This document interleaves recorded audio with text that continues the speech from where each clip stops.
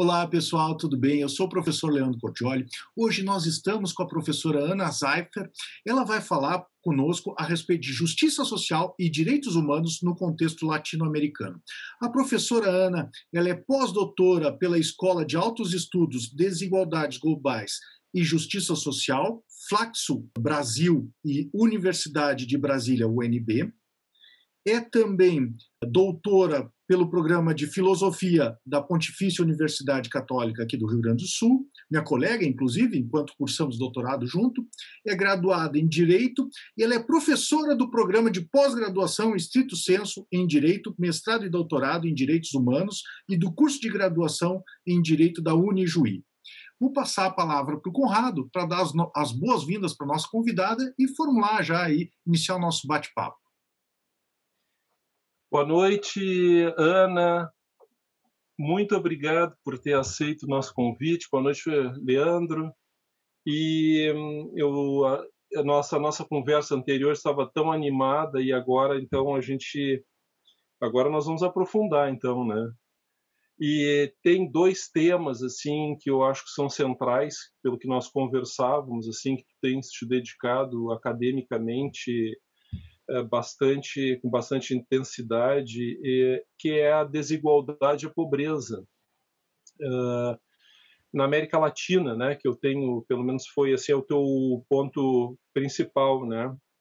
E eu vejo assim, né, não puxa vida, meu Deus, assim, dá para a gente arrolar uma lista imensa aí de problemas, mas eu acho que tem alguns assim que chamam muito atenção agora nestes últimos anos e que primeiro eu anotei alguns aqui, por exemplo, a questão da imigração, a questão da imigração lá quando houve aquele problema com a Venezuela, logo no início do governo Bolsonaro, como é que se reagiu àquilo, né?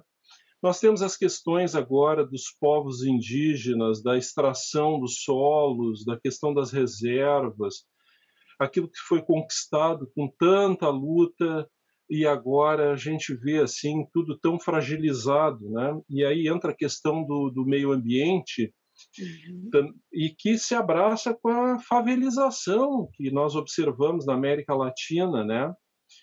E nessa discussão toda, existe toda uma, que tu também mencionaste lá naquele nossa conversa inicial, essa questão das culturas, a cultura europeia, a visão europeia, e também a questão como é que isso lida com a nossa visão interna. Quando tu me falavas sobre essa questão, assim, eu me lembrei na minha adolescência, que faz alguns anos, o que acontece? Foi um momento assim muito durante a ditadura militar e havia como é que eu diria assim, uma verdadeira inspiração em cima das coisas nativas, das músicas. Eu vou citar que fez a cabeça da minha geração, Mercedes Sosa, Atahualpa Yupanqui, a Violeta Parra no Chile. Aqui nós tínhamos, então, essa cultura muito forte, né, do índio, latino-americano, isso, de uma certa forma, hoje, onde é que isso está dentro dessa questão, nessa disputa de cultura, se é que dá para a gente chamar assim, porque nós do Brasil, como nós temos assim, nós somos um povo bastante miscigenado, com várias etnias, né? Isso nós carregamos nas nossas próprias famílias, os nossos DNAs, né? Então ainda há uma forte influência, e no direito sobretudo, né? Porque nós somos filhos da tradição do continente europeu. Então isso também traz um certo engessamento a partir de uma, digamos assim, de uma europeização do raciocínio jurídico, né? em detrimento um pouco das coisas nacionais, dessa coisa. Então eu te pergunto assim, Ana, o que que tu tem no teu trabalho acadêmico em relação fundamentalmente a partir deste ponto epistemológico, desigualdade, pobreza, assim, o que que tu tem trabalhado, qual é a tua os autores que tu tem trabalhado, o que que tu tem percebido? Eu sei que o Leandro referiu, tens dado aula em vários outros países da América Latina, outras universidades, mesmo dentro do Brasil, em outros lugares, com culturas diferentes. Nós somos um país imenso, né? O que que tu tens recolhido e quais são as indagações que são dirigidas a ti? São mais ou menos essa é o ponto de partida aí da nossa conversa.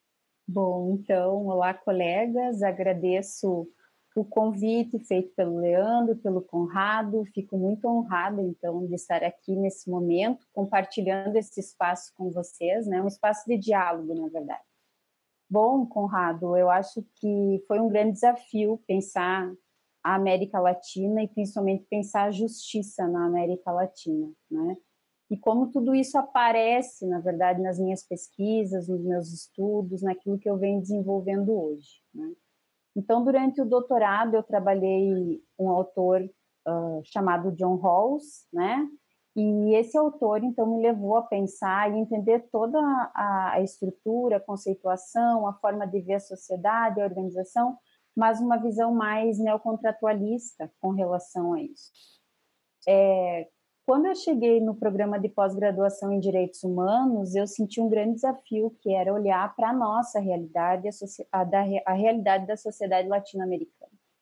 E como fazer isso a partir de um autor que olha mais, né, e tem uma visão mais do norte global. E tudo isso começou, assim, a me incomodar, digamos assim, né, no sentido de dizer assim, bom, você precisa ir em busca daquilo que pode te auxiliar a olhar para a nossa realidade.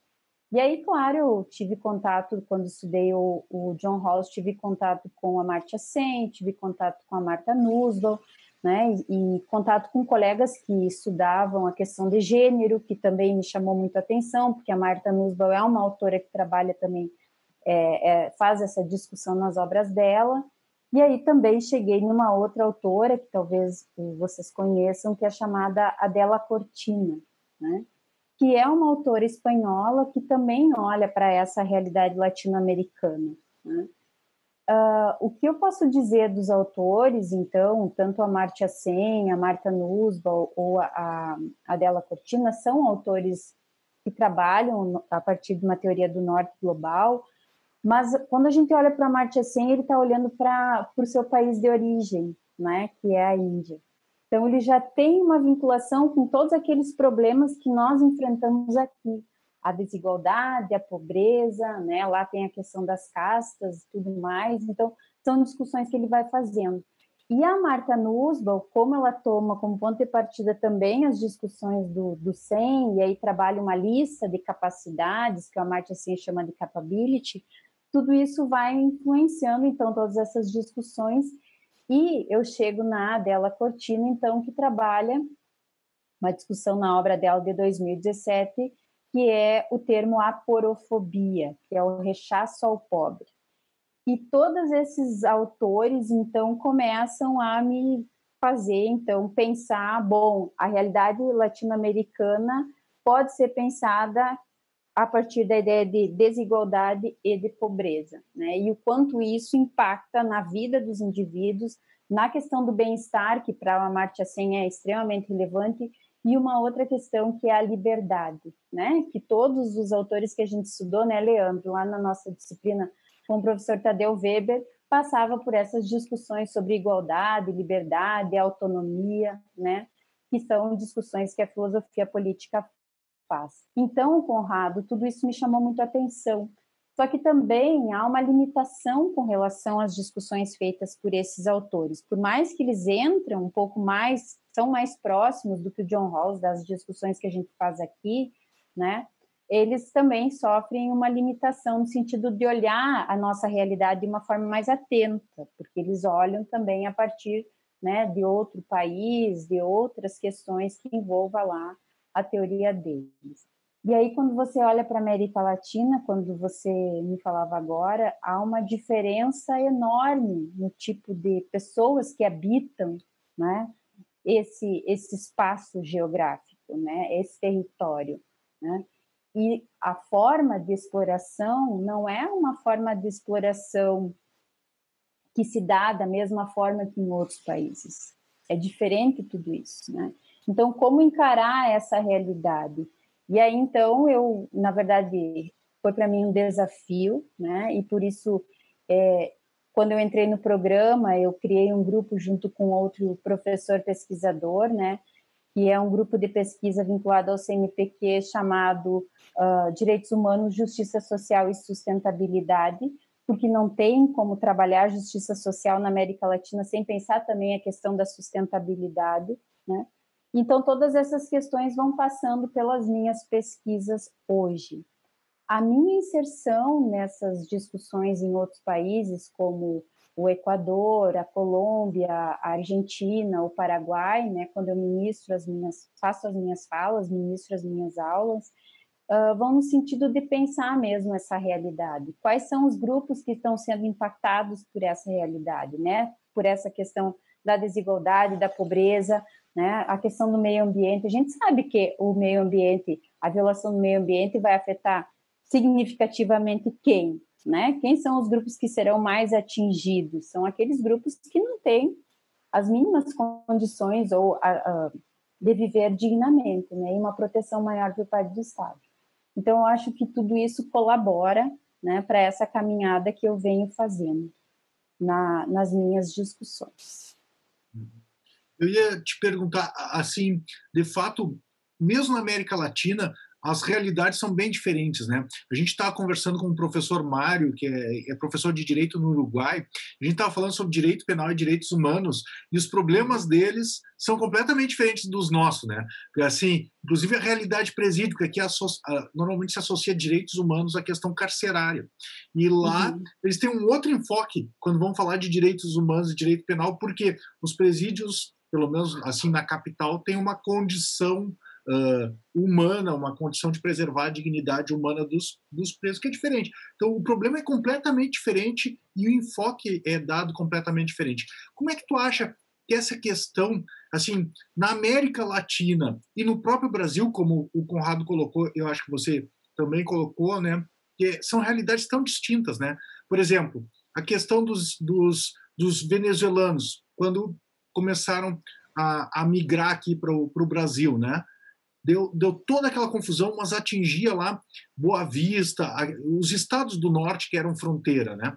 E aí, para a gente aqui do sul, era um problema muito distante, né? Isso depois de um tempo houve um processo de interiorização. Inclusive, eu tive contato e hoje eu tenho vários amigos venezuelanos que eles foram lá para Canoas, né? Fizeram alguns lugares receberam alguns venezuelanos, não só aqui no Rio Grande do Sul, mas em outros estados também. E aquilo que era um problema lá do norte, né, um problema passou a ser um problema nosso também. Mas eu vi essa semana deu um problema com haitianos, se eu não me engano, que não conseguiram um emprego aqui em São Paulo e foram para o norte para sair do Brasil, e o objetivo deles era chegar nos Estados Unidos. Está dando um problema sério, né, com outros países, um problema de fronteira. Como é que você enxerga esses problemas no Brasil e na América Latina, e essas realidades que são tão distintas? Então, quando eu converso assim com outros colegas, né, colegas de fora do Brasil, principalmente colegas que trabalham em universidades aqui na América Latina, a gente percebe a diferença, né, do Brasil, como o Brasil está mais distante da realidade latino-americana, desse convívio, dessas discussões. Eu acho que talvez a gente esteja mais próximo das discussões do norte global, ou das questões mais norte-americanas ou europeias, nesse sentido, do que propriamente interagindo e discutindo e fazendo acontecer as discussões com a América Latina. Parece que nós estamos de costas, assim, para esses que são os nossos vizinhos realmente, né? Então, essas discussões aparecem nas falas, né? O Brasil, digamos assim, é um estranho naquele ninho ali onde todos esses outros países estão colocados. E isso eu percebi, né, quando eu comecei a dialogar mais, de uma forma mais próxima com essas outras sociedades. Até porque o Brasil, né, é um país continental e aí você tem esses outros países bem menores, os problemas são diferentes, a forma de organização da sociedade, a cultura, tudo é muito diferente. E o Brasil aqui você tem várias culturas dentro de um mesmo país, né? E os nossos problemas também são muito maiores, né, que desses outros países. A grande questão é que o Brasil é um dos países mais envolvidos na América Latina frente aos demais, né? Então, isso também fica muito evidente quando a gente começa a dialogar com esses outros países. A nossa dimensão, a nossa realidade, a nossa forma de desenvolvimento, os tipos de problemas que nós temos. Mas nós temos, assim, alguns grupos especificamente, alguns grupos que são mais vulneráveis na América Latina como um todo e que seguidamente a gente vê, né, menção a esses grupos com relação à violação de direitos humanos, com relação a grupos que estão mais digamos assim, em vulnerabilidade social, né? E a CEPAL, que é a Comissão Econômica para a América Latina, tem desenvolvido um trabalho muito interessante nesse sentido, que é relatórios quinzenais, às vezes até relatórios semanais, sobre a realidade desses grupos na América Latina. Claro que isso envolve todos os países da América Latina de uma forma muito intensa. Como as minhas pesquisas são voltadas mais para essa questão socioeconômica, né, a questão da desigualdade e da pobreza, eu tenho acompanhado muito esses relatórios.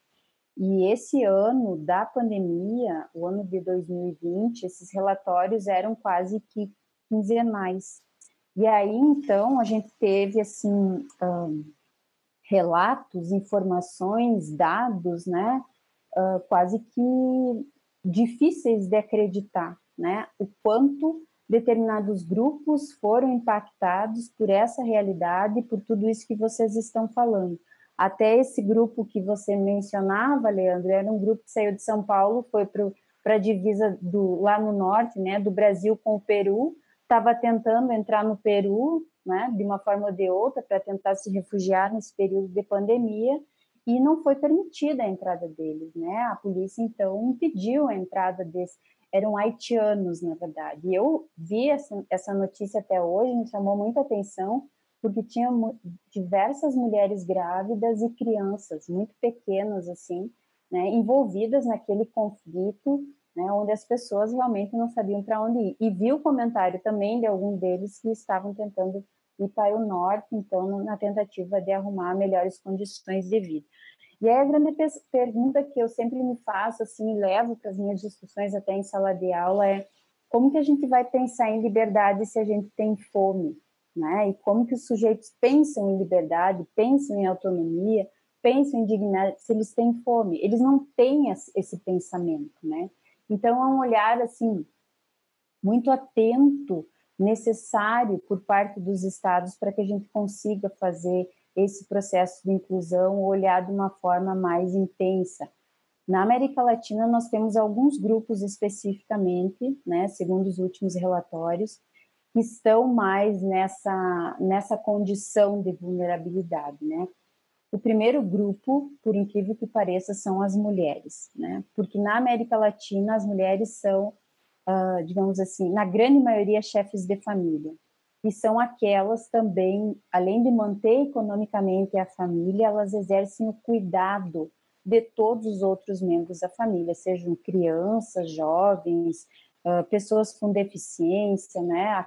Aquele grupo familiar, todo ele é cuidado por mulheres, né? Até tem uma discussão muito interessante da Marta Nussbaum sobre isso, que é a partir da ideia da teoria do cuidado, né? Que é uma teoria feminista, ou ética do cuidado, como também alguns autores trabalham. Outro grupo, e que na América Latina está sendo muito atingido também por todo esse período agora que a gente está vivendo, e que foi jogado ou na pobreza ou na faixa da extrema pobreza, que aumentou também de forma significativa, são crianças e adolescentes. né? Então, vejam, nós temos as mulheres, nós temos as crianças e os adolescentes, que, se você pensar, é a futura geração, né? Aquilo que vai, então, organizar e auxiliar no desenvolvimento dos estados. Depois nós temos os idosos, né? A população rural, que não é tão intensa mais na América Latina.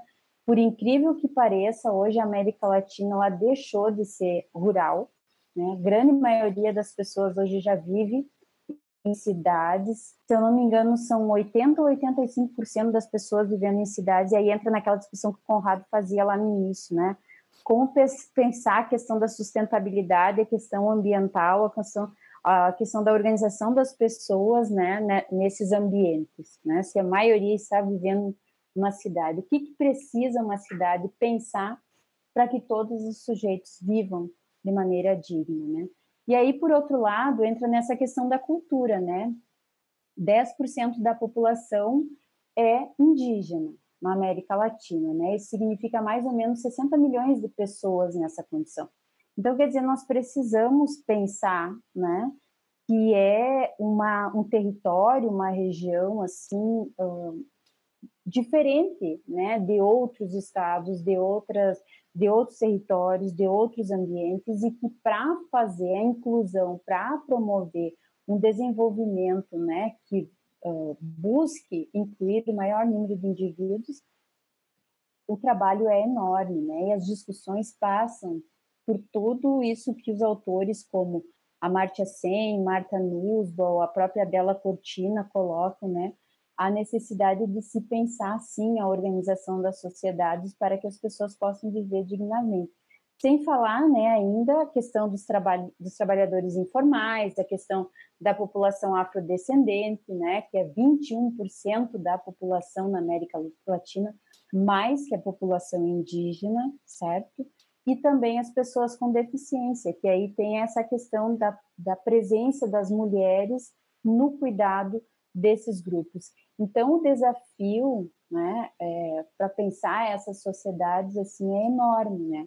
Porque nesse contexto você tem a faixa da pobreza e da extrema pobreza, né? Então, que aumentou significativamente nesse último ano. Então, tudo isso nos leva a refletir, bom, quais as alternativas nós temos, né, para promover, digamos, o desenvolvimento de sociedades mais justas, inclusivas e assim por diante. São as discussões, né? Ah, perfeito. E agora eu me lembro assim bem daquela ideia de justiça do Amartya Sen, né? Quando você coloca a questão das capabilities, e é exatamente, né, para a pessoa poder falar em liberdade, tem algumas necessidades especiais, que é uma das distinções da teoria dele para uma teoria do Rawls, né? Que é exatamente essas necessidades especiais que vão habilitar ela a alcançar esse plano.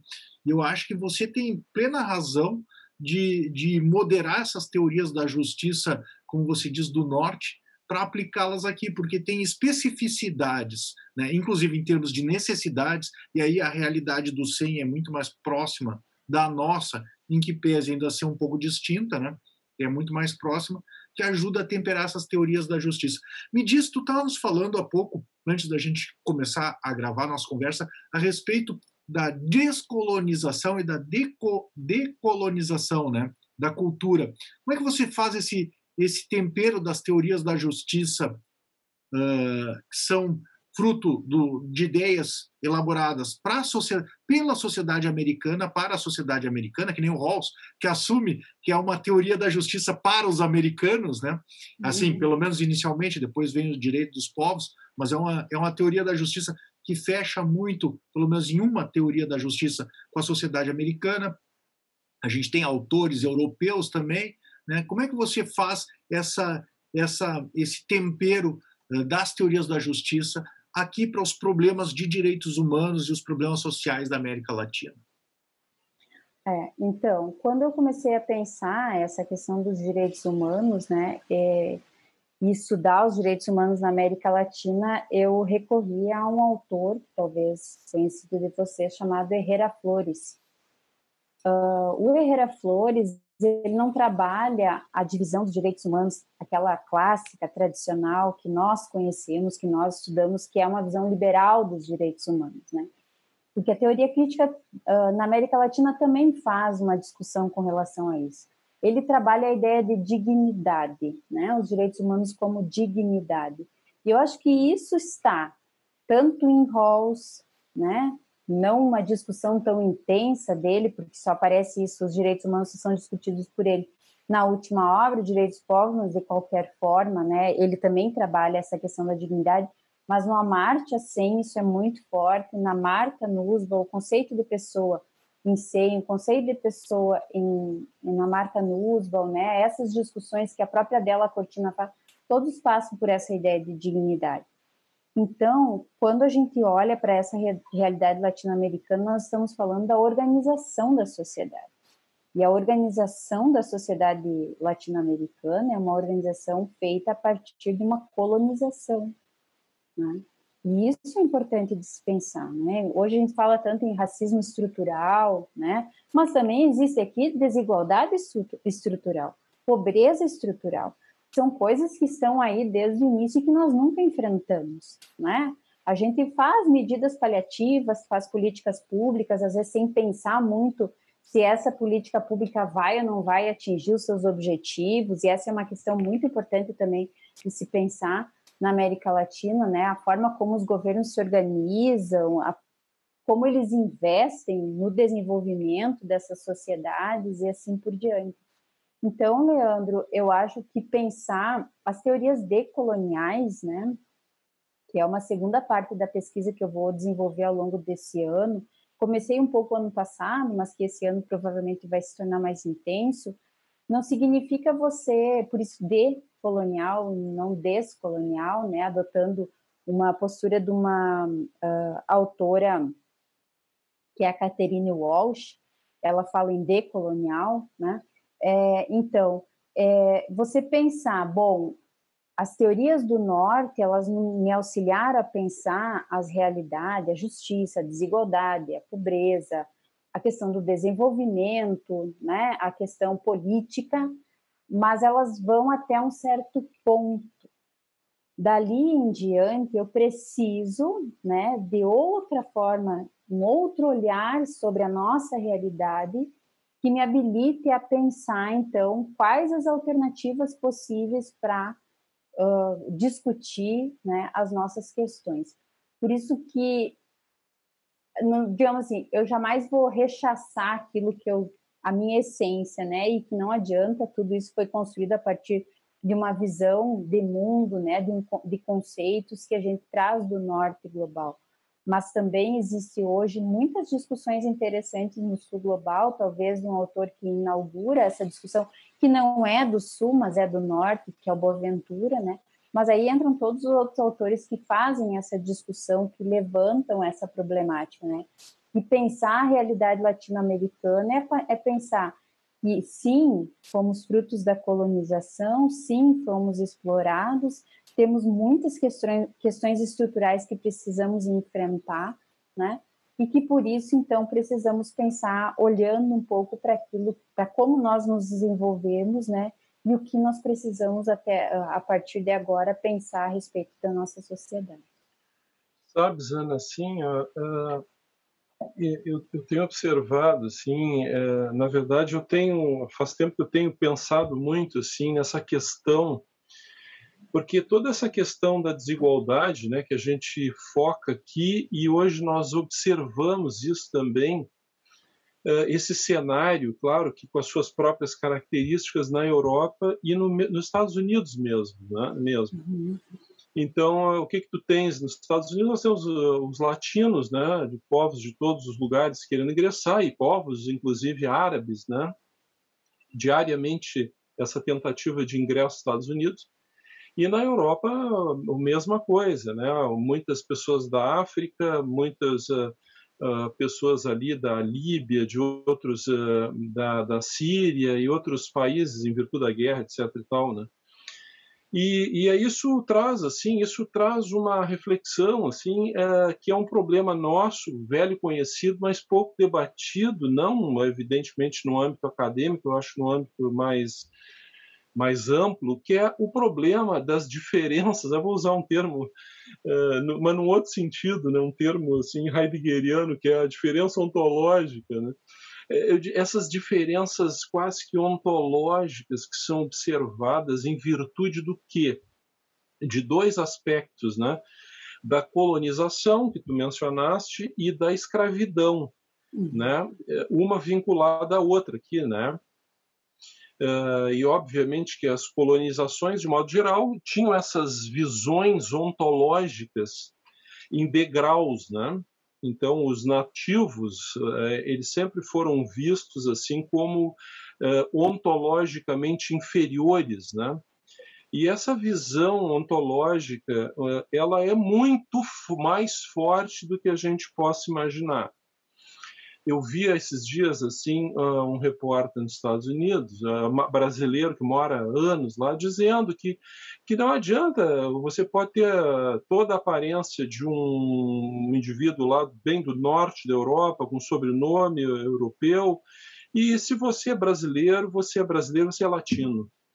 Então, você não está classificado no branco para eles, você é latino, né? Então, isso mostra já uma diferença, né? Por exemplo, os alemães, que tu também é de origem alemã, eles têm uma expressão do Südlander, é o pessoal que é do sul do mundo, né? E isso é um negócio complicado, assim, porque o problema que eu vejo, às vezes, na nossa sociedade, que eu acho que é difícil de combater, assim, eu estou falando, pensando nisso tudo que tu estás colocando, né? Que, lamentavelmente, essa visão, assim, ela não é privilégio só de quem que vive no norte do mundo, no hemisfério norte. Ela está aqui dentro e ela é quase que funcional, assim. O indivíduo ele pode ser de qualquer etnia no Brasil, não importa, mas se ele está numa posição que é de trabalhador ou de produtor, de pequeno agricultor, se ele passa por uma condição que no imaginário, no subconsciente coletivo, ele passa por uma condição de poder, ele já oprime o outro. Então, eu sempre digo, Leandro já ouviu isso várias vezes, né? Nós temos, eu digo sempre assim, o que ficou da escravidão, afora toda a história jurídica e humana, o sofrimento, tudo isso, o que se impregnou e foi, lamentavelmente, em culpa nenhuma, zero das pessoas que foram escravizadas, né, que foram caçadas, né, é exatamente o que ficou foi a síndrome do escravo. O brasileiro é um povo escravo, não porque ele é escravo de ninguém, porque ele se sente escravo. Ele não é dono do país, ele não se sente dono do país, é o que explica o indivíduo jogar uma garrafinha PET na parada de ônibus. Ele joga o lixo escondidinho, bota no container onde é o lixo orgânico, ele põe o seco. Então ele não é dono, porque o dono não faz isso. Você não larga um monte de lixo na sala da tua casa. Você não passa jogando casca de banana pelo quarto onde você dorme, né? Então a rua ela não é prolongamento da tua casa porque ele sente isso como não sendo dele. Aquilo entra no pertencimento do Senhor. E isso explica muito a nosso pouco amor, né? Porque não é só uma questão assim, é uma questão cultural, vai muito além de uma questão assim simplesmente de uma moral, né? Então, eu estava vendo, assim, eu estava pensando isso, que tu também fui aluno do professor, sou ainda, né? Eu faço doutorado na filosofia, e eu fui aluno do professor Tadeu na graduação da filosofia. Eu sou aluno do Tadeu há anos. no mestrado, fui aluno dele, ainda sou agora e serei, né? Aqui são três fãs do Tadeu, né? São três fãs do Tadeu O Verde. professor Tadeu realmente uma personalidade muito, para mim é um amigo particular, assim, gosto mais dele, afora a capacidade de inteligência e o conhecimento dele, né? Isso já é uma coisa até à parte, né? A pessoa dele realmente é muito grande. Mas eu acho que essas questões todas, às vezes, na questão, assim, a gente trazendo isso para o nosso âmbito aí das teorias da justiça, sempre foi, eu acho que é o que tu mencionaste com muita propriedade, tudo isso que eu falei aqui, quando a gente começa a trabalhar um pouco com especialmente o pessoal os americanos, né, o John Rawls, enfim, né, a gente acaba vendo assim que, de uma certa forma, a gente sente um pouco assim como faltam coisas, né? Eu, particularmente, me associo mais às ideias comunitaristas, né? Uhum. Mas eu vejo assim que isso é importante a gente mesmo trabalhar coisas mais nossas aqui, né? E nós temos muitas peculiaridades mesmo. E eu te perguntaria isso, né? Se tu tens assim nessas referências acadêmicas que tu tem trabalhado, o Amartya Sen e outros, né? Se tu tens visto a Nussbaum, assim, como é que o que tu acha em relação a essas questões fundamentais, assim, da escravidão, por exemplo? Porque a escravidão, ela não foi somente do negro, ela foi do africano, ela foi do índio também, né? E tu falaste assim que é um assunto que a gente começou, que eu acho que hoje é o tema principal, senão nós não teremos, eu acho que é o tema dos temas, porque senão nós não teremos amanhã, não teremos tema nenhum, muito menos amanhã, que é o tema do meio ambiente, né? Que é como tu disseste, o primeiro a sofrer é as pessoas, os pobres. Me lembro, assim, dentro dessa visão também, ainda só para encerrar, dentro dessa visão, me lembro quando começou lá pelos anos, eu acho que foi nos anos 60, por aí, 70, quando começou o cultivo da soja, né? Como ele foi assim devastador no sentido das outras culturas. Hoje a gente está comendo hoje está havendo um movimento ainda com muita dificuldade, o movimento, por exemplo, de orgânicos, que está privilegiando as produções locais, com menos veneno, com técnicas mais naturais. A soja, ela foi assim, ela praticamente tomou conta, ela liquidou com as florestas do Rio Grande do Sul, porque se plantava até a beira do riacho, isso causou assoreamento, secaram-se os rios, enfim, as nascentes, fontes. Então, essas coisas todas estão vinculadas porque era aquela uma coisa voltada sempre para fora. Não se tem uma visão interna, assim. Então, esse é um negócio que eu te pergunto, assim, né? Que tu trabalhas bastante com essa questão. São formas de opressão, né? O que tu acha, hein, Ana? Desculpe aí, me alonguei um São pouquinho. várias perguntas, né, Conrado? Bom, vamos tentar responder, então, por partes. Com relação aos grupos, né, minoritários na nossa sociedade, a nossa visão de sociedade é uma visão ainda muito contratualista, né? E eu acho que aí a gente pode olhar para aquilo que o John Rawls fala na teoria dele, né? A questão da cooperação, daquele que coopera, daquele que participa da sociedade, que depende menos do Estado, mais colabora com esse Estado e assim por diante. E essa não é a nossa realidade aqui, né? Porque a grande maioria das pessoas depende muito do Estado, né?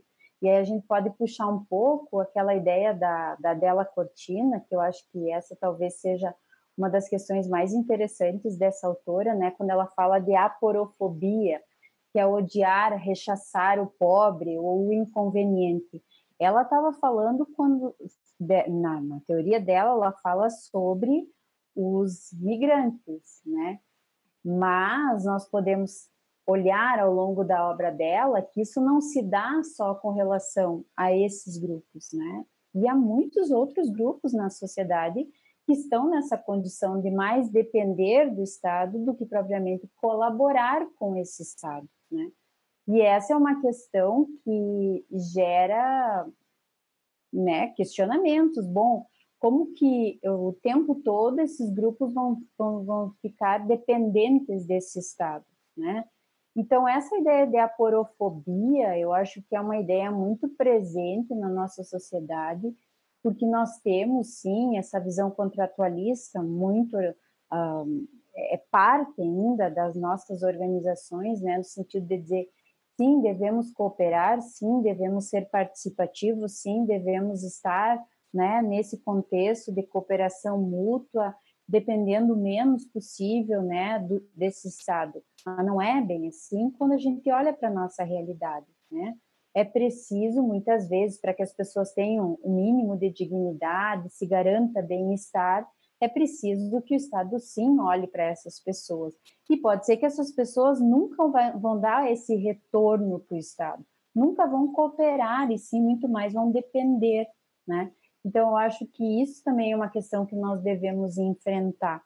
E nós não enfrentamos de uma maneira intensa, porque essa privação, essa pobreza, ela pode ser multidimensional, né? Porque às vezes o sujeito pode depender ou estar jogado numa condição de privação social, ou de privação política, de privação econômica, e pode ser de privação ambiental também, né? Que é uma das questões que você traz aí no final da tua fala. Quer dizer, às vezes o ambiente onde essa pessoa está inserida pouco colabora para que essa pessoa tenha uma vida digna, né?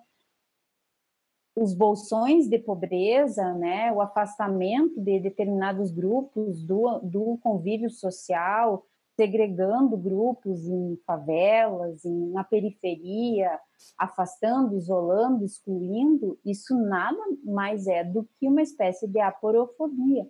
Até quando eu fiz a apresentação, e eu fiz a minha apresentação lá no pós-doutorado, foi falando sobre esse termo, a aporofobia, essa discussão que a Adela Cortina faz, né?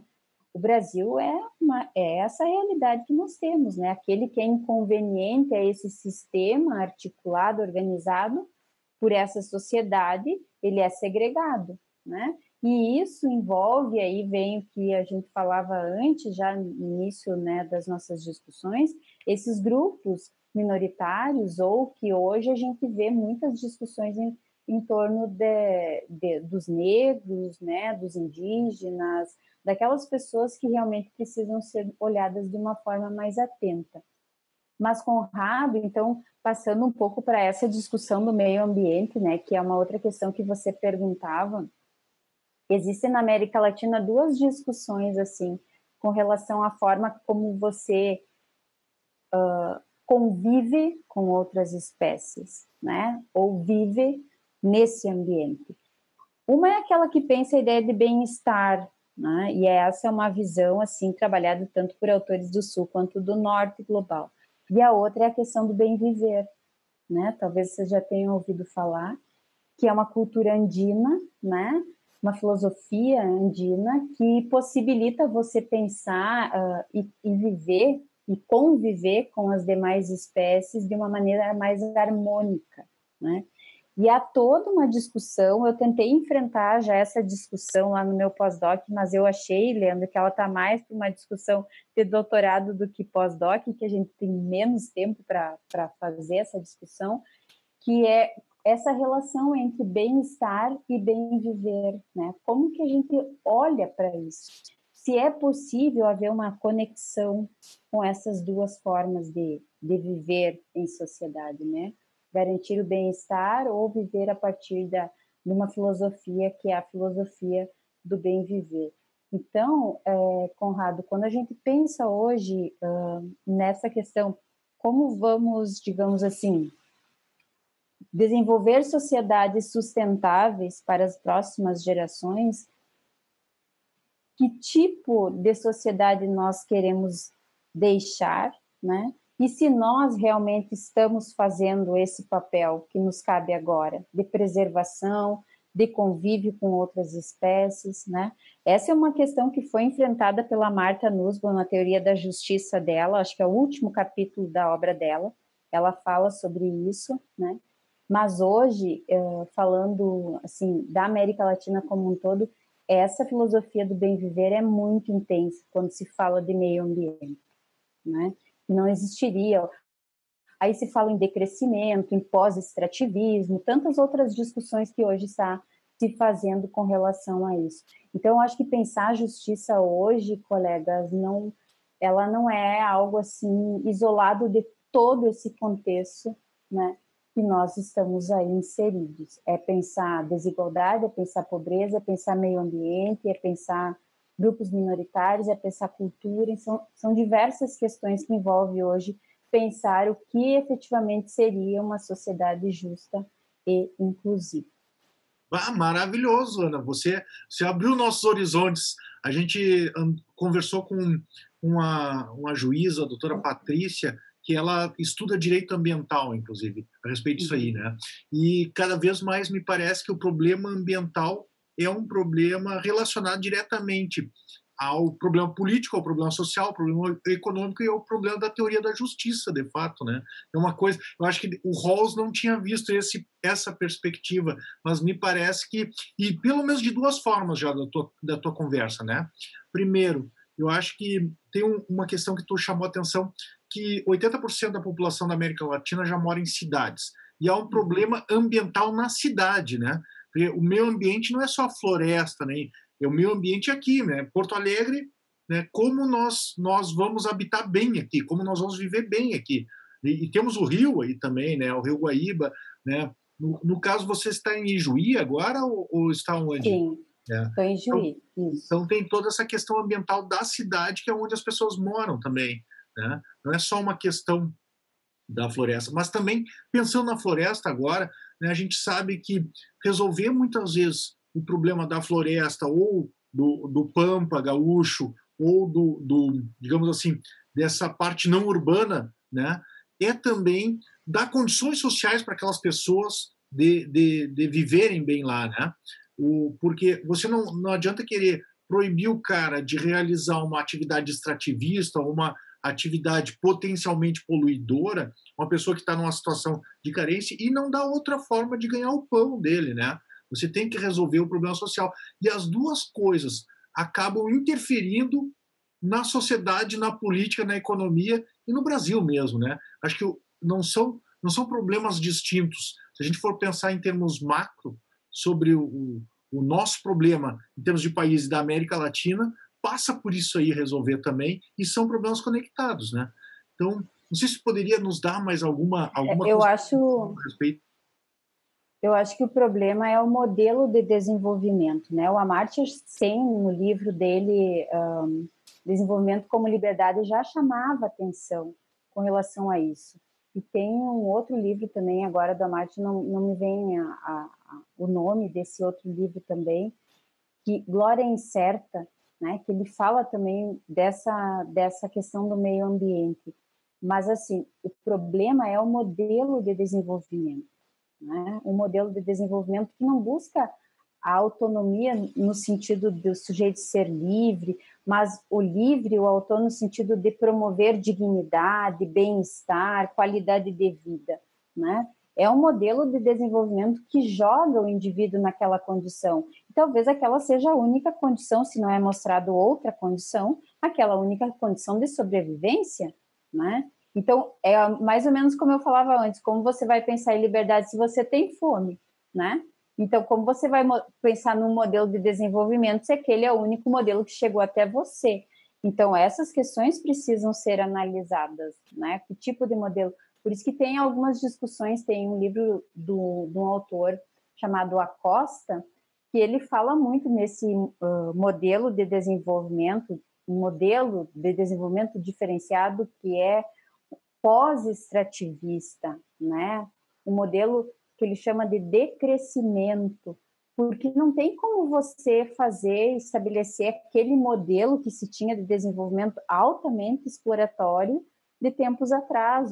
E aí, então, essas questões acho que a gente precisa enfrentar. Eu acho que não está desconectado da forma como as sociedades devem se organizar e como a justiça também deve se desenvolver no interior dessa sociedade. Muito bom mesmo.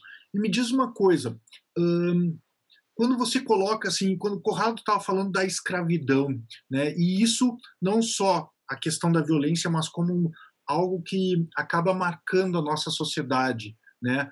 E eu acho que isso é mais notadamente, assim, pelo que eu vejo da América Latina, houve escravidão, mas a gente, pelo menos assim, eu vejo Uruguai, Argentina e os países andinos, o Chile, pelo menos que eu conheço, parece que a questão da escravidão do negro, pelo menos aqui na América do Sul, é mais uma questão brasileira, né? É a impressão que eu tenho. Podem me corrigir se eu estiver errado. Porque a gente não enxerga tanto isso e essa questão. A gente vê, por exemplo, se você vai andar pela Argentina, tem muito mais essa cultura indígena mesmo. E acredito, por exemplo, que as minas extrativistas, por exemplo, Potosí lá, né? Hoje estava falando com um amigo, né? Lá era, acredito que mão de obra indígena mesmo, né? Mas aqui no Brasil, especificamente, eu acho, essa questão da escravidão negra, ela parece que marcou a sociedade de uma forma assim muito forte. Como é que você enxerga essa? O Conrado falou assim que o brasileiro ele se enxerga como escravo, né? Como é que você enxerga que isso repercute na sociedade brasileira? Não, só um pouquinho, só um pouquinho. Eu não acho que ele se enxergue como escravo. Não, não acho isso. O que eu vejo, ele não tem consciência disso. Essa que é a questão, o problema é esse. Se ele se visse como escravo, ele talvez, eu acho que ele não se vê como escravo. Ele se sente, eu acho que está num outro plano. Eu acho que ele está num plano, isso está num subconsciente, né? Essa metáfora aí do lixo na rua. Quer dizer, o camarada, quando ele está jogando lixo, ele não está pensando que ele não se sente dono, entende? Ele não tem essa consciência. Ele talvez até ache que ele seja, não, eu posso jogar o lixo fora. Uhum. Vou jogar aqui mesmo, sabe? Eu acho que é nesse Né? plano exatamente. Eu não tinha me apercebido dessa diferença, mas eu concordo contigo. É nesse sentido de estar numa condição, tipo, já recebeu essa cultura assim, né? É uma coisa que a gente vai transferindo. Eu só queria acrescentar uma coisa que o Leandro coloca assim também, e eu acho que é importante. Eu acho que essa questão da ética, né? Primeira coisa, tu estavas falando assim da sociedade do contratualismo, né? Da importância da nossa sociedade ainda dentro dessa visão contratualista. Não, o Estado para nós ele é fundamental. Agora isso que vocês estavam colocando, né, vocês dois, por exemplo, assim, ficou muito patente essa questão quando as pessoas disseram, olha, tem que ficar em casa e aí você tem que lavar as mãos. Só que a pessoa é o seguinte, ela não tem água encanada, ela não tem banheiro em casa, ela não tem nem o que comer e não é uma outra. São milhares de pessoas, sei lá, chega aos milhões, que estão numa condição de pobreza absoluta. É só a gente pegar, por exemplo, aqui ao redor de Porto Alegre, né? E tem pessoas aqui, ou então que pessoas de idade abandonadas agora, por exemplo, pessoas que não conseguem se locomover para comprar um pão, que às vezes morrem no seu casebre sem que ninguém saiba, só 3 dias depois, 4 dias, uma semana, que os vizinhos vão ver que morreu alguém ali. Então, o Estado no Brasil, isso é, na verdade, o que eu quero dizer com isso é que essa cultura nossa, eu sempre tento transpassar um pouco, que é o meu tema, a minha linha de pesquisa, né, é ética também, filosofia política, que na verdade, a questão do ser humano, do brasileiro, né? Que o que eu acho que a grande drama que nós temos que descobrir não, é tentar sair desse estado de escravidão psicológica nossa e descobrirmos que o povo, que o Estado, ele realmente, Ana, que tu estava dizendo, o Estado existe para nos servir. Entende? Não para que a gente, não para servir meia dúzia se servir do Estado. O Estado está para servir as pessoas. Essa é a finalidade do Estado. Como é que nós vamos nos organizar se não tiver um órgão como o Estado, né? Então essa que é uma questão assim importante. Desculpa, me atravessei, Não, mas eu acho que está tudo dentro do tema, né? muito importante essas suas colocações. Então, Leandro, nós temos em torno de 21% da população é afrodescendente na América Latina, né? E há 130 milhões, mais ou menos. E a grande maioria está, sim, no Brasil, né? E a gente tem visto, assim, algumas políticas de inclusão, não agora, né? Em outros momentos, assim, a gente viu muito acontecer isso, né? Mas, assim, em outros países também tem muita população afrodescendente. A Colômbia, por exemplo, tem muito, né? Então, a gente percebe que os problemas também são os mesmos, assim, né? E lá ainda tem outras culturas que estão ali também exigindo, assim, por parte do Estado. Mas é como o Conrado fala, eu acho que exigindo sim, porque o Estado está ali também, né? E uma outra questão que me vem sempre à cabeça quando eu estou dando minhas aulas de teoria do Estado e da Constituição, eu acho que a gente não sabe qual é o conceito de ser cidadão. A gente não se entende como cidadão. A gente não sabe o que significa isso, né? Bom, o que é ser cidadão de um Estado? O que é pertencer a um Estado, né? O que eu posso demandar desse Estado? O que eu preciso ser dentro desse Estado? Eu acho que é uma questão que a gente não tem essa dimensão no Brasil. A gente não conseguiu assimilar. Talvez algumas pessoas sim, né? A gente não pode qualificar todos e colocar todos na mesma dimensão, mas eu acho que nem todos, Conrado, têm essa dimensão do que é ser cidadão, né? Do que é pertencer a um Estado, ser parte desse Estado. Porque o Estado somos nós também, né? Nós que construímos esse Estado. Eu acho que quando a gente não pensa dessa forma, a gente faz isso que tu está dizendo. Joga lixo na rua, depreda patrimônio público, né? E acho que isso é problema dos outros e não meu, né? Eu acho que essa é uma questão muito, muito interessante. Mas, de qualquer forma, as teorias contratualistas a gente não pode, digamos assim, rechaçar, né? A gente tem que entender. Sim, elas são extremamente importantes para nos levar a esse raciocínio. Eu acho que essa é uma questão importante, né? Pensar as teorias da justiça que vieram do norte global são fundamentais para que a gente chegue até um certo ponto e entenda, bom, a partir de agora, sim, eu preciso olhar agora para a realidade social e assim por diante, né? Então, essas são questões assim que me chamam muito a atenção, né?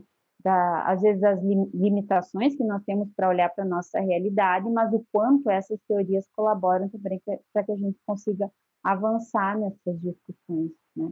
Acho que tinha uma outra pergunta aí, uma outra colocação que agora que o Leandro fez. Eu não sei, porque eu acho que tu tocou bem no ponto. E aí até ela nos dá o que pensar, Conrado, diante do que a gente já vem conversando nos outros debates.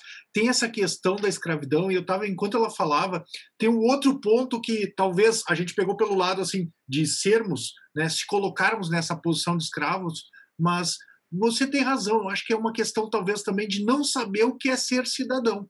E quando a gente lê a obra do Rawls, toda a preocupação dele é essa, né?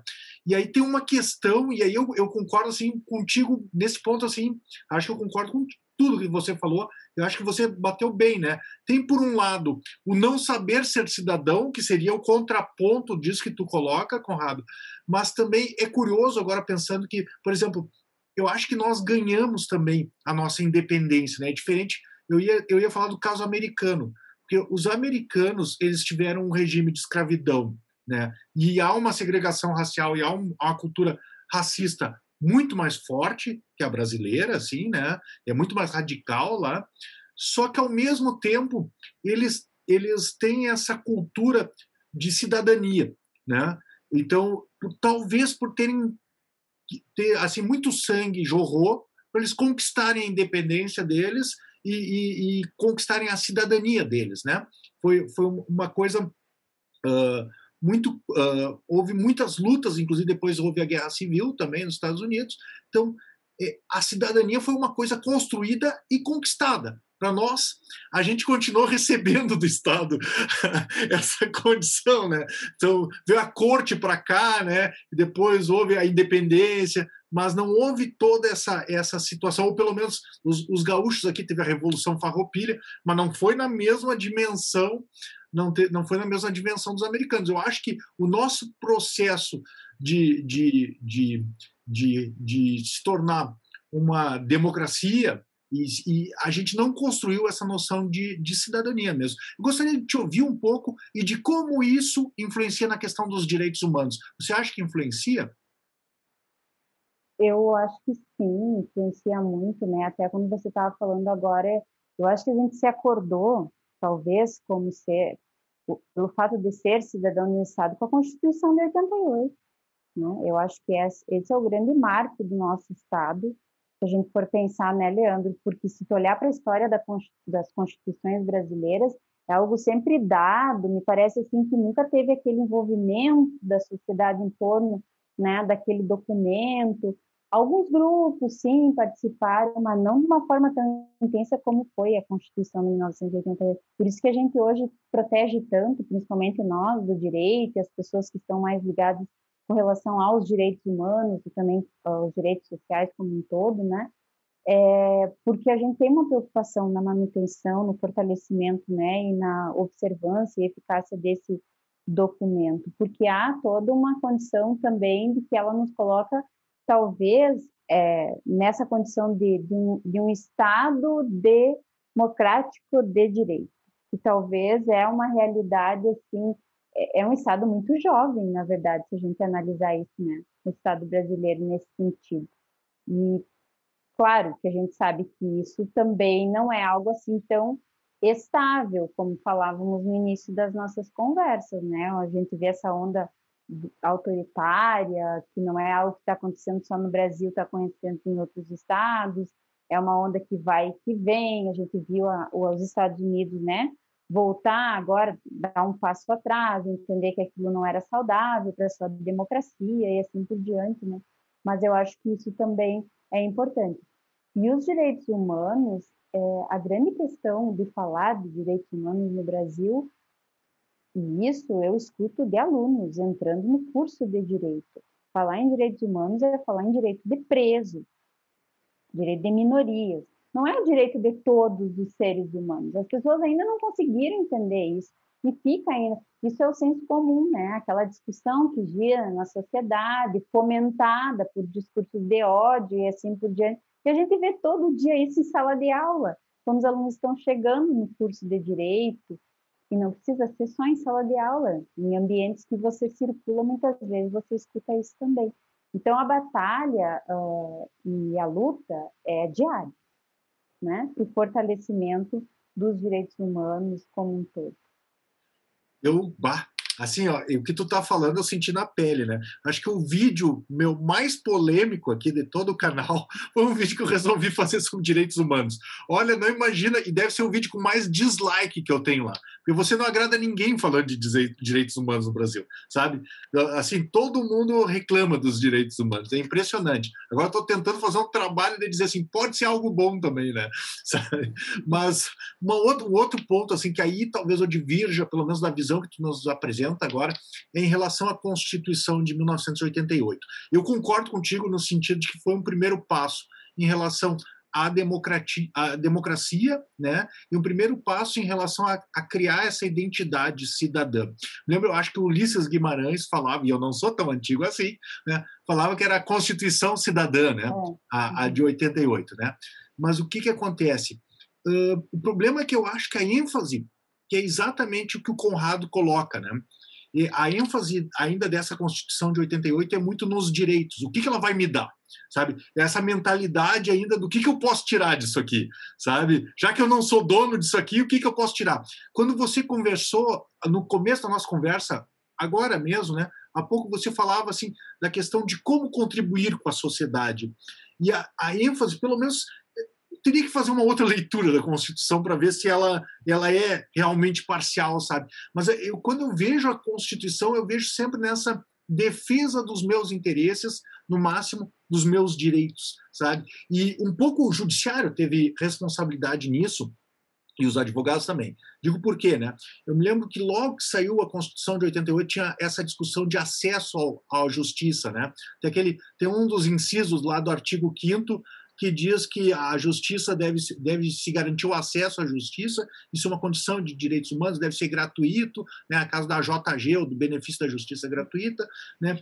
E a ênfase foi dado muito nessa questão de buscar os seus direitos, sabe?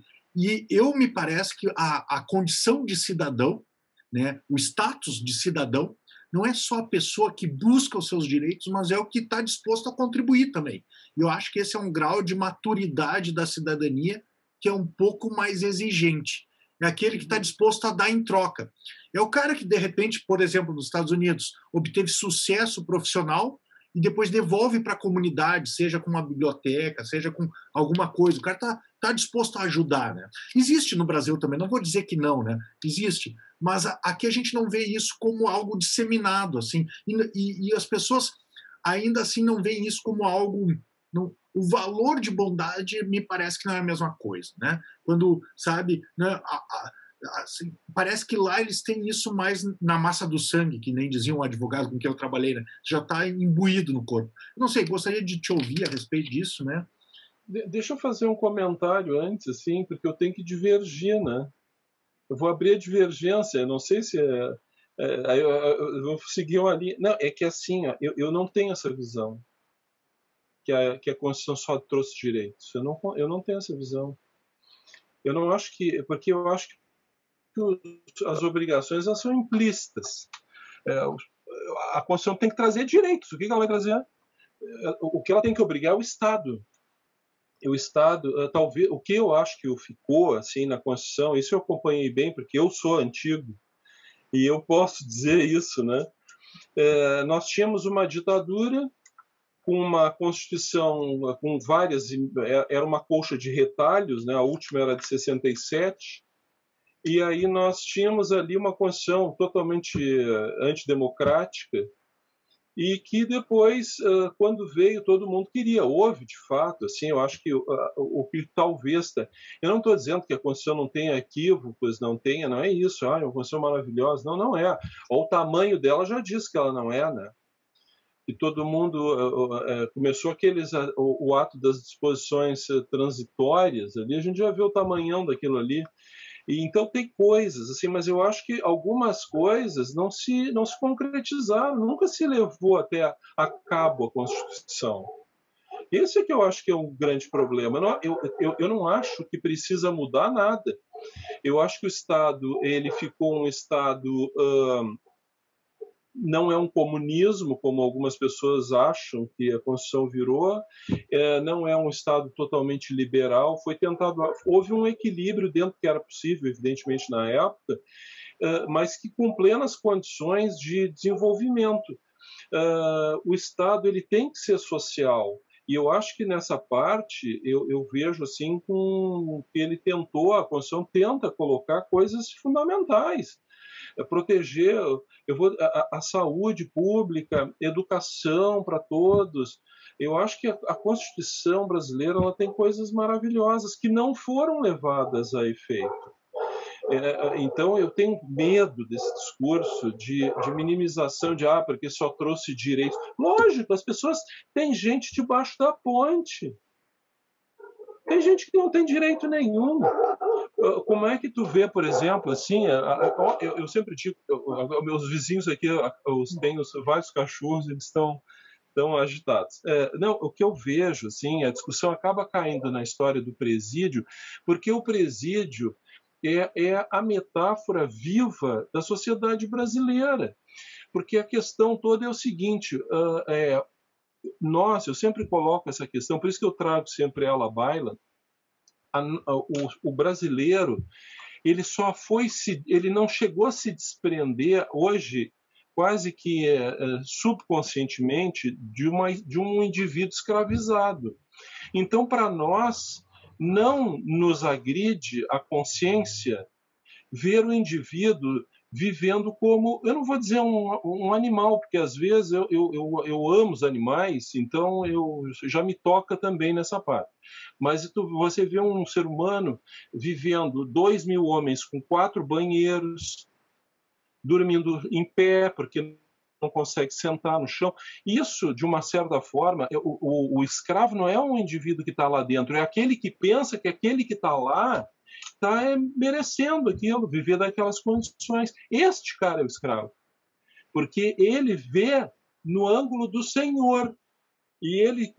Só que ele mesmo pode estar ali num outro momento, então ele não consegue enxergar, ele polariza. Então existe o indivíduo lá dentro, porque este que está fora está achando que o que está lá está assim. Então vira um problema complicado. Mas voltando à questão da Constituição, eu acho assim que ela poderia, ela já teve não sei quantas emendas, né? É uma Constituição que já tá chegando assim, já está virando quase as constituições do período militar, de tanta emenda, toda hora vão fazer uma emenda para mudar uma coisa ou outra. Eu acho que algumas coisas podem ser alteradas, mas não alteradas na Constituição. Eu acho que tem que haver interpretações constitucionais que eu, particularmente, algumas da Tavênia, não concordo, algumas que eu tenho visto, como cidadão, né? E, obviamente, que sou um obediente às leis e às ordens judiciais, mas como meu direito de também digamos assim, de alguém que também está na academia, também de divergir, né? Mas eu não vejo assim que ela seja um problema. Eu acho que o problema é não cumprir ela. Eu deixa eu já vou abrir para a Ana ali, mas eu preciso, né? Preciso responder, porque não é uma questão de ser o problema e não é uma questão de suprimir direitos sociais, né? Pô, direito à saúde, numa situação que a gente se encontra, é algo assim, o cara tem que ser meio doido de dizer, vamos tirar isso da Constituição, né? Mas, e também direito à educação, que eu acho que numa condição de normalidade talvez seja mais fundamental ainda. É difícil de dizer qual é o mais fundamental, mas eu acho que está tudo atrelado à educação até à saúde, né? Tem problemas assim do tipo do Brasil se resolvem pela educação também, né? Do problemas de saúde do tipo do Brasil, né? Às vezes consegue se resolver muito melhor, saneamento básico, esse tipo de coisa, né? Mas a questão é exatamente a leitura que eu faço do que você havia falado e talvez que a Ana havia aderido também, que é essa mentalidade exatamente, né? Assim, de ver o Estado como um provedor e exatamente de não entender-se como um cidadão de que não só o Estado pode prover, mas também em algumas circunstâncias, mas que também você deve contribuir. E eu vou te dizer, a Constituição, a meu juízo, assim, eu acho que ela não é só uma defesa do cidadão em relação ao Estado. Na verdade, o melhor é que a gente cooperasse junto com o Estado para o progresso de todos. Mas se a gente pegar esses documentos históricos, as declarações de direito que depois inspiraram os textos constitucionais, vou te dar um exemplo só. Eu acho que a Declaração dos Direitos do Bom Povo de Virgínia é nesse sentido, a Constituição Americana é nesse sentido também, mas um que está bem na ponta da minha língua, que é a Declaração dos Direitos do Homem e do Cidadão da Revolução Francesa, é um texto curioso. É legal a gente ler esses textos históricos, porque a gente tira exatamente essa noção, assim, porque a gente poderia mudar e chamar de Declaração de Direitos e Deveres do Homem e do Cidadão. Tá? Tinha alguns problemas, por exemplo, as mulheres, as crianças, os estrangeiros, não havia um direito internacional e esses não eram alcançados por essa declaração. Mas se você pegar lá vários artigos, impõe deveres que na verdade, são condições para o bom exercício da cidadania, né? Um bom cidadão não é aquele só que quer extrair do Estado alguma coisa, ou que quer se defender do Estado, que olha para o Estado somente com desconfiança. Eu não estou falando que o Estado não pode abusar, mas o bom cidadão numa boa comunidade é aquele que se vê engajado nisso e que pode contribuir. Ele coloca dever, por exemplo, na Declaração de Direitos Francesa, o dever de obedecer às leis, de respeitar as autoridades, de contribuir com os impostos e de fiscalizar as contas públicas. Então, o cara é partícipe daquela sociedade. Não é mais aquilo que o professor Mário nos disse, né, da relação do rei e do súdito. Né? Não é mais essa relação. O súdito está ali para prover. Agora você é partícipe do Estado e da comunidade. E isso amplia a sua responsabilidade sobre aquela comunidade. Vou passar a palavra para a Ana agora. E aí, Ana, o que você acha dessa discussão? Bom, ouvindo vocês, né, eu acho que o problema continua sendo o mesmo, né? É a questão de não conhecer a Constituição, de não ser um cidadão. E isso também tem uma outra questão, né, Leandro, que é a educação. Né? Então, eu trabalhei num projeto de extensão onde você levava o artigo 5º para os alunos do ensino fundamental e do ensino médio. Os alunos nunca ouviram falar em artigo 5º, que são os direitos básicos de todos aqueles que são cidadãos do Estado brasileiro. Então, aí vem a grande questão: o que é ser cidadão, se realmente a gente é, se realmente a gente está conectado com os nossos direitos, nossos deveres, nossas obrigações nessa sociedade. Eu acho que o problema é bem complexo, né? Não é só o fato de dizer se a Constituição é só de direitos ou é só obrigação ou coisa nesse sentido, mas é como a sociedade vê essa Constituição. E eu acho que poucos, talvez 3% dessa sociedade realmente conhece a Constituição. Tu tem alguma coisa para acrescentar? Conrado, desculpa. Não, eu só ia te dizer, eu acho que tu estava, talvez eu tenha interpretado mal, assim, é que o que eu acho, existe aquela famosa expressão do Conrad Hess, que dizia, né, há de ter vontade de Constituição. Eu acho que essa que é a discussão, né? Eu tenho a impressão que não é assim. Eu acho que talvez seja isso que tu estavas mencionando, no sentido assim de que as pessoas têm que viver a Constituição. E eu acho que isso, mas é exatamente aquilo que, se a pessoa não está vivendo a Constituição, ela está vivendo inconstitucionalmente, né? Se ela não paga os impostos, ela não, né? Então eu acho que não é assim. Eu vejo assim que o problema todo, as pessoas não acreditam na justiça social, porque eu volto sempre, é por isso que eu sempre coloco assim. Eu acho que eu trago sempre a questão da escravidão, não só ela em si, do fato, mas do efeito, né? Deletério que uma situação desta falta de natureza, vou botar a falta entre parênteses, né? Desta natureza, desta falta de natureza, ela acaba gerando numa sociedade como a nossa. E isso é um problema muito sério. Eu vou dar um exemplo muito simples, assim. As pessoas olham, por exemplo, o nosso parlamento, né? O parlamento, eu me lembro, um tempo atrás, estavam fazendo um shopping. Eu não sei bem, talvez eu não conheço muito bem a situação, mas pode ter um shopping junto com o parlamento, quer dizer, eu não podia nem ter próximo. Entende?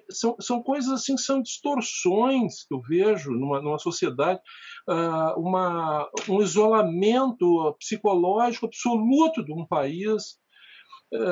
Eu não consigo ver. Eu estou vendo uma série, por exemplo, que é uma série dinamarquesa, e Borgen, eu acho que é o nome, né?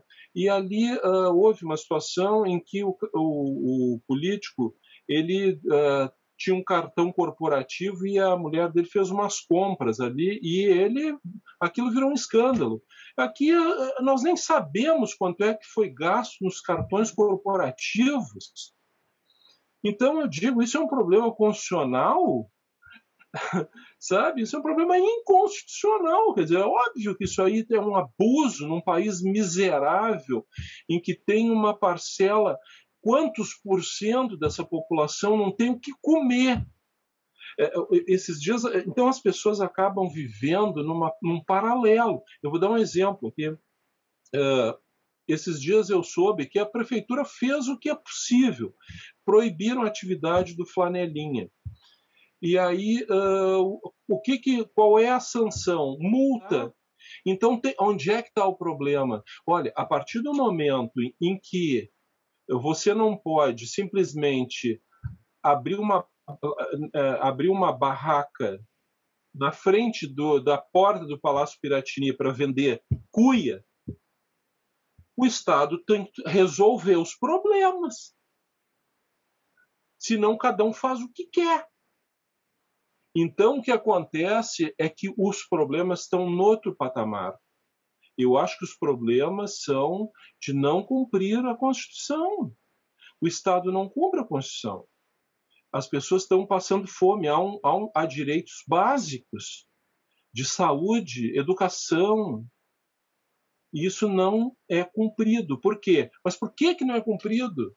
porque existe dentro da mentalidade do brasileiro essa visão de que ou ele está em cima ou ele está embaixo. É o que tu disseste. É a probofobia, né? Aporofobia. Aporofobia. Eu estou me lembrando de um autor Fobia ao pobre.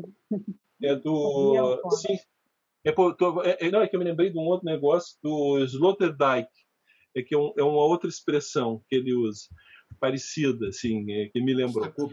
Como é que tu acha, Ana, que essa questão do Amartya Sen e das capabilities podem ajudar a resolver esses problemas que a gente apontou? Seja a minha visão ou a do Conrado, ou mesmo as tuas considerações a respeito, né? Porque eu acho que eu concordo contigo. Eu acho que, nesse aspecto, o Rawls aqui ele fica devendo a teoria do Rawls para resolver os nossos problemas.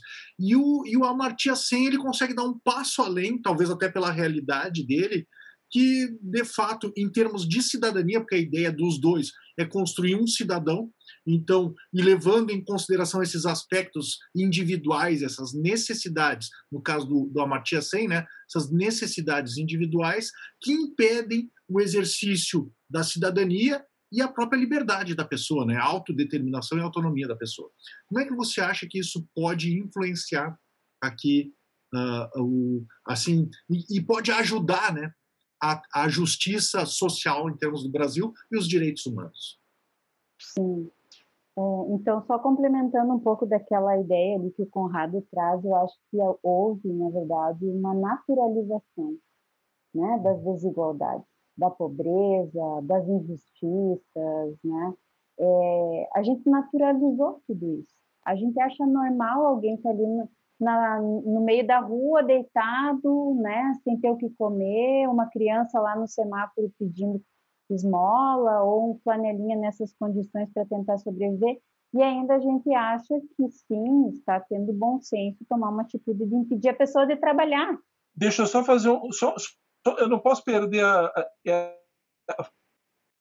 só ver o quadro do Debré, explica. E aí, agora então falando aquilo que o Leandro está colocando, né, capacidades é ter e fazer aquilo que se valoriza. Que eu, enquanto indivíduo, me sinto bem, aquilo gera minha liberdade e minha autonomia, mas não uma autonomia, como alguns autores estão falando, que é uma autonomia que os neoliberais hoje utilizam no sentido, o Uber, por exemplo, eu sou autônomo, mas qual é a dimensão dessa minha autonomia? Não é nessa condição que a autonomia, de autonomia que o Amartya Sen fala. É autonomia para decidir o que realmente importa na minha vida, né?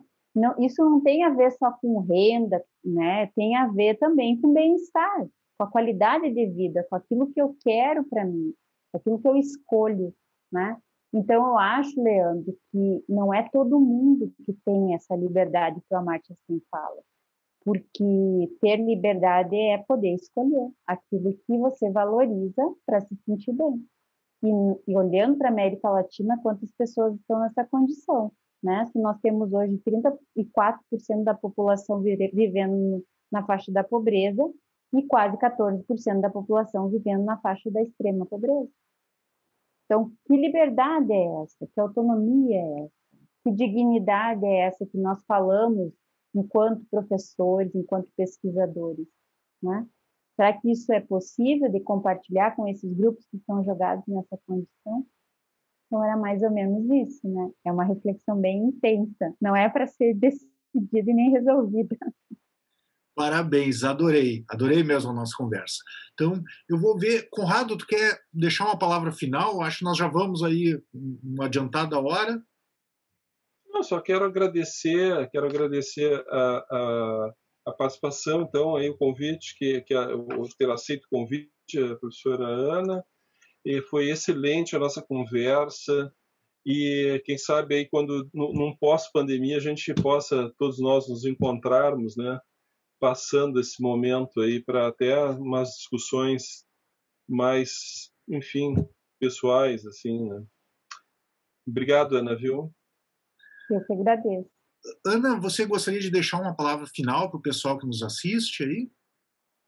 Bom, então gostaria de agradecer novamente, Leandro, Conrado, por essa oportunidade, né? Já vimos conversando desde o ano passado, né, Leandro? Mas o trabalho sempre nos absorvendo e muitas coisas para...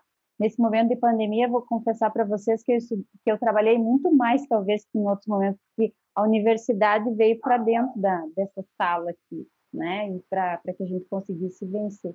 Mas fico muito feliz pelo convite, poder dialogar com vocês e ver assim o quanto é importante, né, esses espaços que a gente construiu virtualmente. Eu acho que foi assim enriquecedor para todos nós, né, enquanto pesquisadores, acadêmicos, professores, profissionais, né, porque nós encontramos um outro ambiente também possível de acontecer. Mesmo não estando no presencial, nós conseguimos dialogar e enfrentar todos esses problemas, né, que de certa forma estão aí e que precisam ser pensados. Muito obrigada. Nós que agradecemos. Então, Ana, muito obrigado. Conrado, muito obrigado. Adorei a nossa conversa mesmo. Tem muita coisa para pensar aí. Olha, tua pesquisa está de parabéns mesmo. Acho assim que realmente tem um grande ponto que você abriu a minha mente, que a teoria da justiça, hoje em dia, ela tem que ser vista de um aspecto, sobre um prisma mais amplo. Tem vários problemas que acabam interferindo em termos de teoria da justiça que normalmente a gente não encara como próprios, né, até por mesmo beber dessas fontes europeias e americanas, e não são problemas deles, que realmente acabam não permeando o nosso panorama teórico. Assim. E acho que você me convenceu que tem problemas que são próprios aqui da América Latina. Então, te agradeço muito, tenho certeza que o pessoal que assistia nosso bate-papo vai adorar também. Abração para vocês, vou encerrando aqui a gravação. Abraço, tchau, Ana, obrigado. Tchau, tchau.